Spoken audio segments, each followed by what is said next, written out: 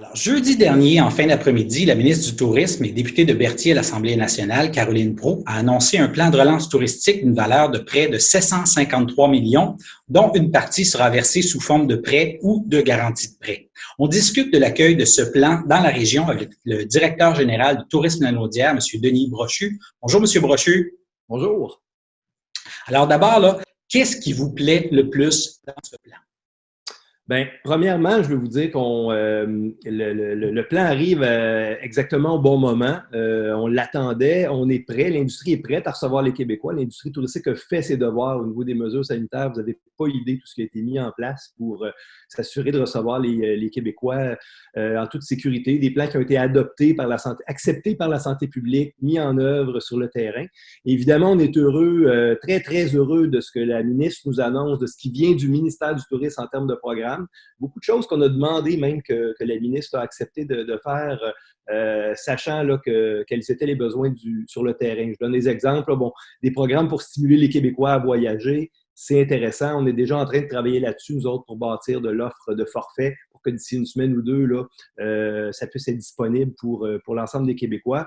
Un programme qui vise à appuyer le financement des coûts d'adaptation des mesures sanitaires. Bien, c'est vraiment intéressant. On voyait nos entreprises investir des dollars qu'ils n'avaient pas actuellement pour s'adapter. Bien là, il y a un programme que nous, on va gérer. La ministre nous confie ça pour gérer ce programme-là, pour aider les entreprises. Donc, il y a plusieurs choses comme ça. Là, je ne veux pas aller trop dans les détails, mais qui sont vraiment bienvenues. Puis, on voit là, la relation qu'on a avec le ministère a permis de faire ça. Là où on est déçu, par contre, c'est que ben, il y a deux éléments. Un, c'est qu'on attend encore certaines précisions sur l'ouverture de certaines attractions majeures. Et pour nous, la logique là, ne fait plus de sens dans certains cas. On parle des spas, des parcs aquatiques, entre autres. C'est urgent parce que c'est des entreprises qui survivront pas longtemps là, si elles ne sont pas déconfinées au même titre que les autres. Et l'autre grande déception, ben, c'est le fait qu'évidemment, on parle de 750 millions, mais en réalité, il y a à peu près 100 millions là-dedans, là, qui est vraiment de l'aide directe aux entreprises. Parce que pour le reste, on est dans du prêt. Évidemment, il y a des avantages importants, puis on les apprécie, mais c'est pas ça qui était demandé par le ministère de l'Économie. C'est plus large que ça. En fait, si on résume, on est satisfait de notre ministère du Tourisme, mais les mesures qui doivent venir vraiment du ministère économique, ils sont trop frileuses pour supporter les entreprises. Je donne un exemple, un hôtel qui a des grands frais fixes ne pourra pas très, très longtemps assumer ces frais-là sans aide de l'État. Et là, évidemment, il y a des prêts, mais cette entreprise-là ne s'endettera pas pendant 3 mois, 6 mois, 1 an, parce que ses remboursements, elle ne sera pas capable de les faire dans 1 an, mais dans 2 ans, même si l'échéance est repoussée. Donc, il va falloir que les grandes entreprises soient supportées de façon plus importante en aide directe. Et on ne parle pas de milliers d'entreprises. Là, dans ce cas-là, on parle des plus grandes. En tout cas, d'un territoire comme ici, c'est peut-être 30, 40 joueurs là, qui ont des infrastructures majeures qui vont devoir avoir un support un petit peu plus important de l'État. Je pense que c'est une étape. On ose croire que le ministère comprend. Évidemment, ça a été adressé par l'Association hôtelière, évidemment le Grand Montréal aussi. Tout ce qui est plus lié au Grand Montréal est évidemment plus affecté parce qu'ils vivent beaucoup de clientèle internationale. Donc, le retour à la réalité va revenir moins vite. Donc, il y a du bon, il y a du moins bon. Nous, évidemment, à partir du moment où on l'a dit, on travaille sur ce qui est bon et ce qui nous permet de faire progresser l'industrie.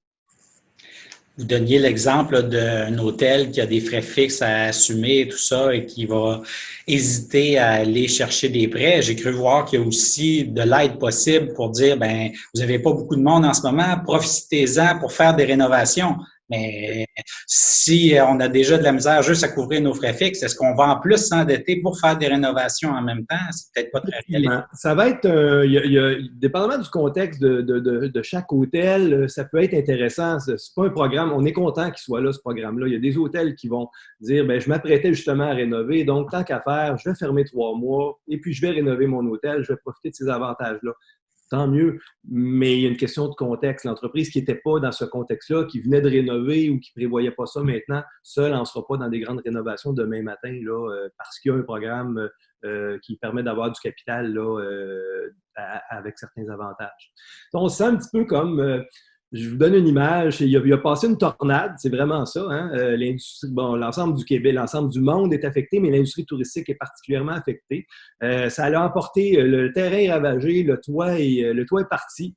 Et là, on a des amis qui viennent nous aider. Ils nous aident à replanter les vivaces, à peinturer, cadrage des fenêtres, ils organisent le barbecue, ils laissent de la bière dans le frigo en repartant. On est tellement contents qu'ils nous aient aidés, ça nous fait du bien. Mais une fois qu'ils sont repartis, le toit est toujours pas là. Il faut quand même aller voir notre banquier. Vous comprenez un petit peu l'image. Donc, on apprécie l'aide qui est là, mais il y a quelque chose de plus grand qui devra venir du ministère de l'Économie. On le pense, en tout cas, et on le demande.